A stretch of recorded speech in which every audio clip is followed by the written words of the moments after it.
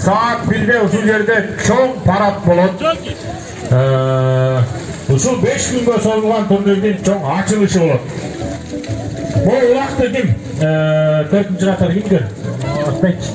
Ulaştı tege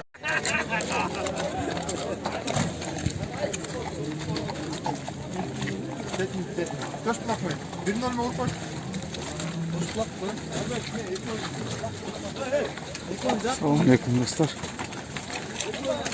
Maka bugün Chүй облысының чемпионаты башталды. Бағада маңдай болады Ылай. Жаңылы бірінші ойын аяқтады. Бірақ тарталған жоқпыз, үлгермей қалды. Бәлкім мұндан кейінгі ойындар тартқанға әрекет қылып көрерсіз.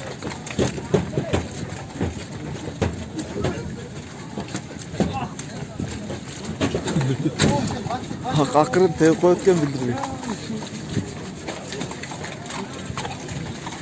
Tevet eкен мұға, tevet eкен.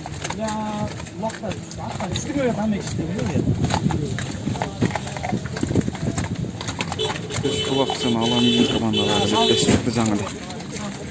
Esep sanları 1-0.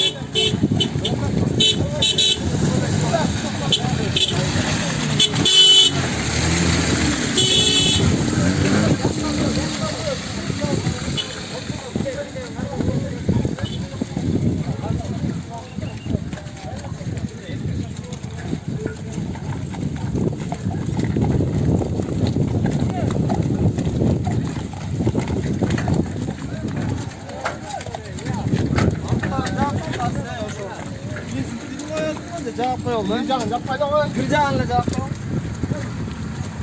Ne? Ne?